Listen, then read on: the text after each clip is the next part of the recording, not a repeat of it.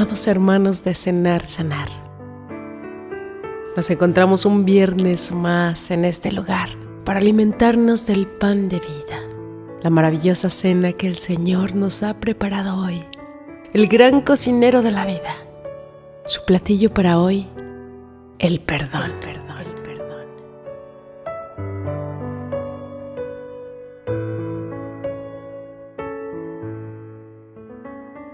Cristo vivió la vida que nosotros no podíamos vivir. Sufrió el castigo que nosotros no podíamos sufrir, para ofrecernos la esperanza que no podemos resistir. Su sacrificio nos implora hacer esta pregunta: si Él nos amó de tal manera, ¿acaso no podemos amarnos los unos a los otros? Si nosotros fuimos perdonados, ¿podemos darnos el lujo de no perdonar?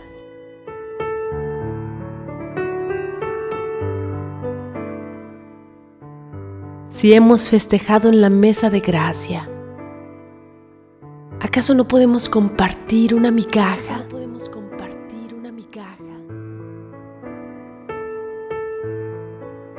Nadie ha visto jamás a Dios. Pero si nos amamos los unos a los otros, Dios permanece en nosotros y entre nosotros su amor se ha manifestado plenamente. De pie, ante 10,000 ojos, está Abraham Lincoln. Un Abraham Lincoln incómodo. Su incomodidad no se deriva de pensar en que va a pronunciar su primer discurso inaugural, sino de los ambiciosos esfuerzos de los astres bien intencionados. No está acostumbrado a tal vestimenta. Saco negro de etiqueta, chaleco de seda, pantalones negros y sombrero de copa brillante. Sostiene un enorme bastón de ébano que tiene una cabeza dorada del tamaño de un huevo. Se aproxima a la plataforma.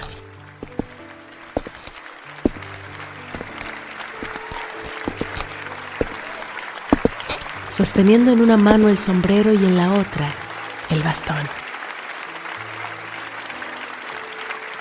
No sabe qué hacer con ninguna de las dos cosas.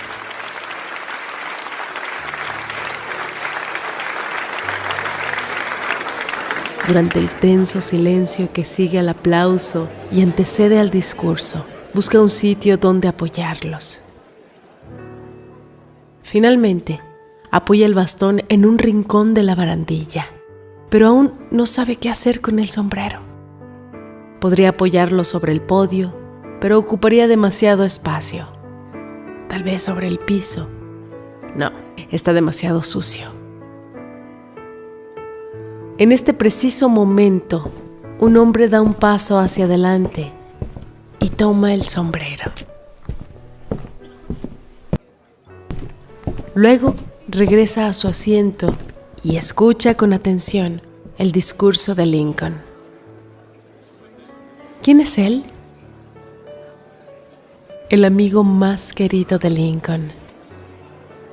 El presidente, dijo él y yo, tal vez somos los mejores amigos del mundo. Fue uno de los mayores defensores de las primeras épocas de la presidencia de Lincoln. Se le concedió el honor de escoltar a la señora Lincoln al gran baile de inauguración.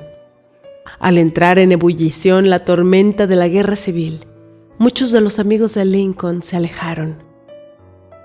Pero este no. Amplió su lealtad al recorrer el sur en condición de embajador de paz de Lincoln. Suplicó a los del sur que no se separaran y a los del norte que brindaran su apoyo al presidente. Sus esfuerzos fueron grandes, pero la ola de ira fue aún mayor. El país se dividió y la guerra civil ensangrentó a la nación. El amigo de Lincoln nunca llegó a verlo.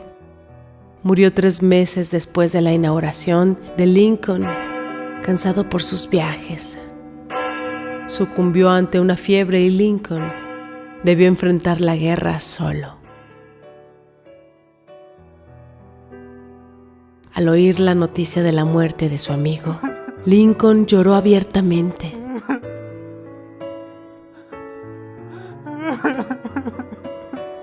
Y dio la orden de que la bandera de la Casa Blanca ondeara a media asta.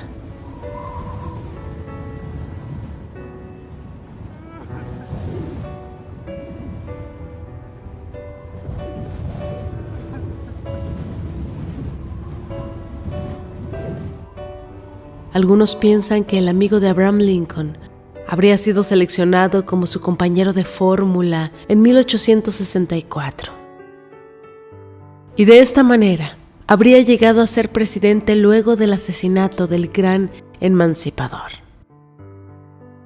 Nadie sabrá jamás lo que habría sucedido, pero lo que sabemos es que Lincoln tenía un verdadero amigo. Y solo podemos imaginar la cantidad de ocasiones en que su recuerdo aportó calidez a una fría oficina oval.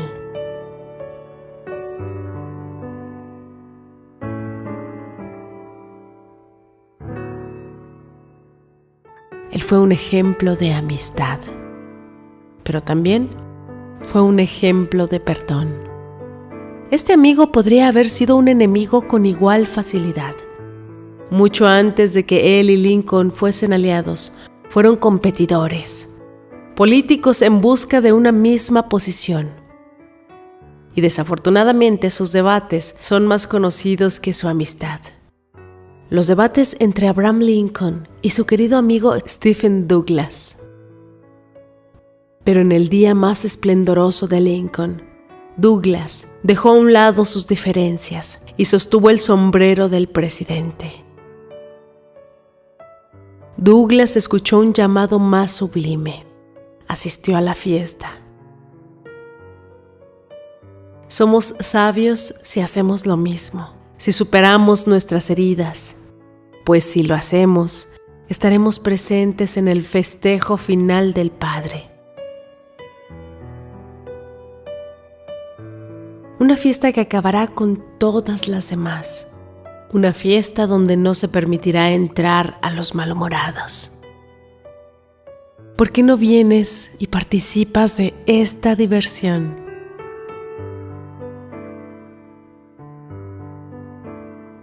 Seguramente los padres entenderán muy bien esto.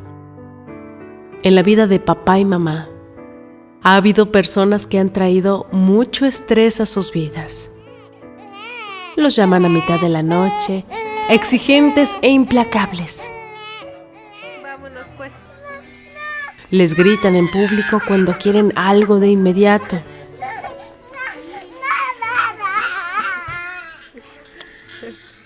Tráetelo pues ese, tráetelo.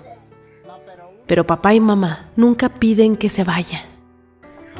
¿Ya estás contento? ¿Sí? Nunca piden que dejen de fastidiarlos. Y nunca tratan de desquiciarse. Después de todo, esas personas tienen apenas unos meses de edad. Es fácil para papá y mamá perdonar el comportamiento de su bebé porque saben que está aprendiendo. Ahora bien, hay una gran diferencia entre un niño inocente y un Judas premeditado. Pero aún así, hay algo de cierto en esta historia. Una forma de manejar las particularidades de una persona es tratar de entender por qué son particulares. Jesús sabía que Judas había sucumbido ante el poderoso adversario. Era consciente de las tretas que susurra el enemigo. Él mismo las había oído. Él entendía cuán difícil era para Judas hacer lo correcto. Jesús no justificó lo que hizo Judas, no subestimó el hecho, tampoco lo eximió de su responsabilidad. Pero sí miró a los ojos a su traidor e intentó comprender. Cuando odias a tu enemigo, se cierra la puerta de una prisión. Y un prisionero es capturado. Pero cuando tratas de comprender y liberas a tu adversario de tu odio, entonces el prisionero es liberado.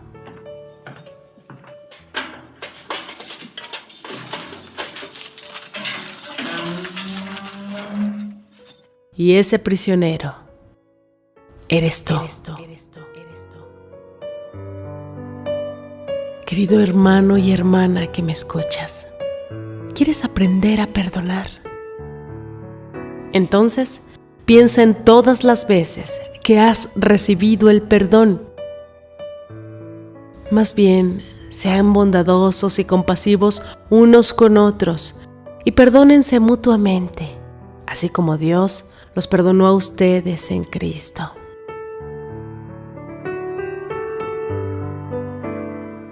¿Por qué regresaron los discípulos?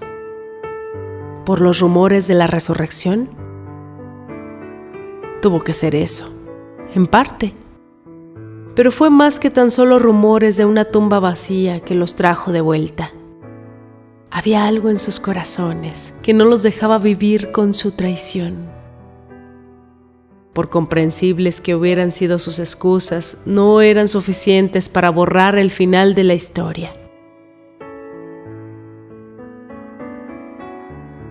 Habían traicionado al Maestro. Cuando Jesús los necesitó, ellos salieron corriendo y ahora tenían que enfrentar la vergüenza.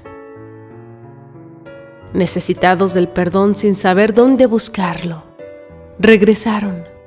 Fueron atraídos hacia el mismo aposento alto que encerraba los tiernos recuerdos del pan repartido y del vino simbólico. El simple hecho de que hubieran vuelto dice algo acerca de su líder. Es revelador que las personas que mejor conocían a Jesús no soportaran su desaprobación. Para los 12 originales solo quedaban 2 opciones: rendirse o suicidarse. Aún así, también revela algo de Jesús. Quienes mejor lo conocían sabían que a pesar de haber hecho exactamente lo contrario a lo que habían prometido, todavía podían recibir el perdón. Así que regresaron. Cada uno con su álbum lleno de recuerdos y un delgado hilo de esperanza. Cada uno consciente de que todo había terminado, pero con la esperanza en el corazón de que una vez más sucediera lo imposible. Si tan solo tuviera otra oportunidad.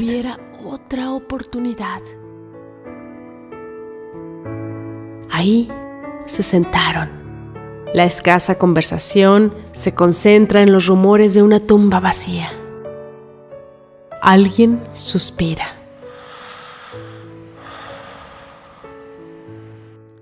Alguien asegura la puerta. Alguien arrastra sus pies.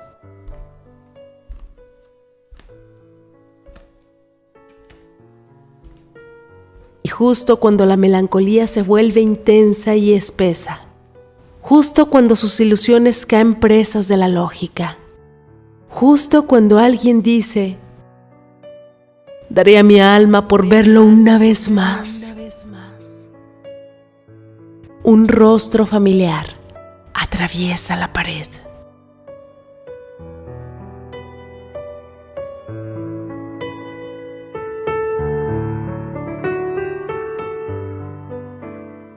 Vaya final.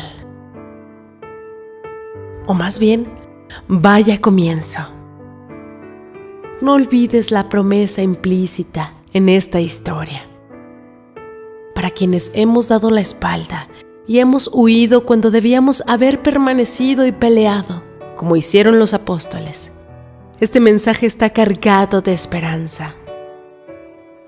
Un corazón arrepentido es lo único que Él pide. Sal de las sombras, querido hermano y querida hermana. Deja de esconderte. Un corazón arrepentido basta para convocar al Hijo de Dios y que Él, en persona, atraviese nuestros muros de culpa y nuestros muros de vergüenza. El que perdonó a sus seguidores está dispuesto a perdonar al resto de nosotros. Lo único que tenemos que hacer es regresar con un corazón arrepentido. Con razón lo llaman el Salvador.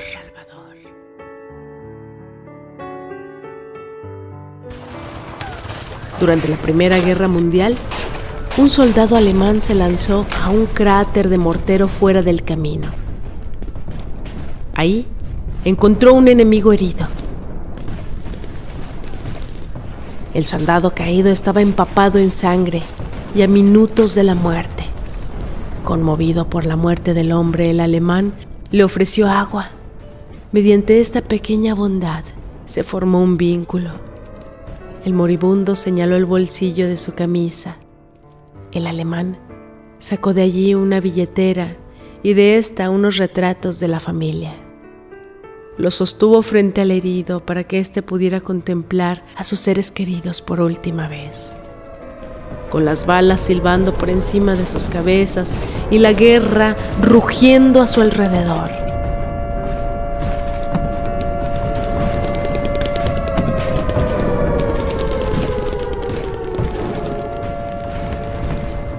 Estos dos enemigos fueron, por unos momentos, amigos.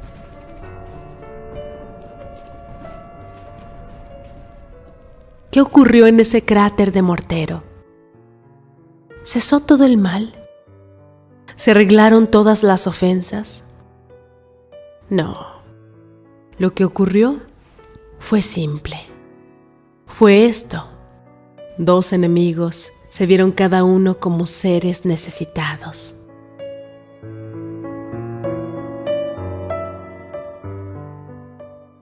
Esto es el perdón.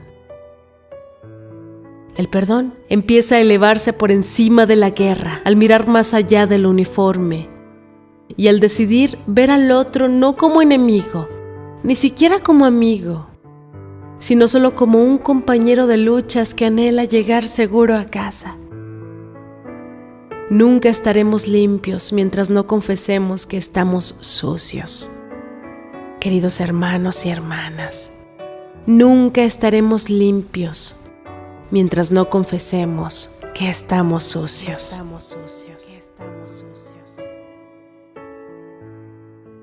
Nunca alcanzaremos la pureza mientras no admitamos nuestra inmundicia. Y nunca podremos lavar los pies de quienes están heridos mientras no permitamos que Jesús, aquel que hemos herido, lave los nuestros. Este es el secreto del perdón. Nunca podrás perdonar más que Dios. Nunca podrás perdonar más que Dios. Nunca podrás perdonar más que Dios. Escuchen bien, queridos hermanos, este es el secreto del perdón. Nunca podrás perdonar más de lo que Dios ya te perdonó. Solo permitiendo que te lave los pies puedes tener fuerza para lavárselos a otros. ¿Difícil de concebir? ¿Difícil de considerar la posibilidad de perdonar a quienes nos han herido? Si es así, ve de nuevo a la habitación.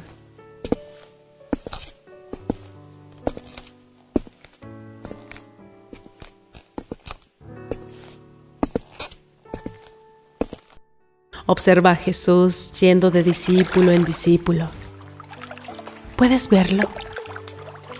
¿Puedes oír el chapoteo del agua?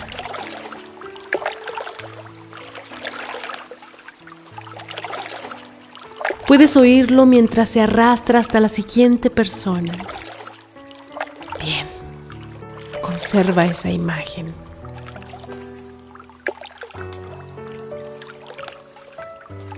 Después de lavarles los pies, Por favor, nota que terminó de lavarle los pies. Esto significa que no se le escapó ninguno. ¿Por qué es tan importante esto? Porque también significa que lavó los pies de Judas.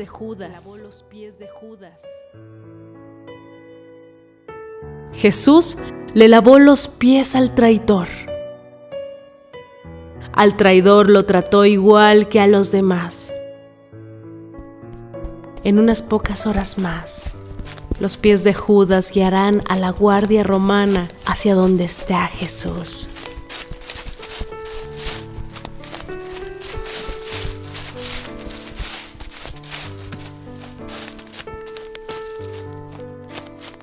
Pero en este momento el Señor lo acaricia.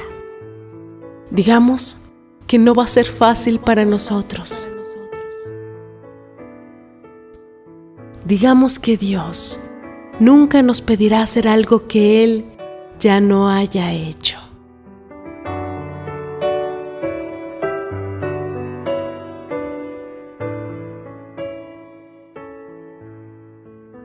Nos escuchamos la próxima semana.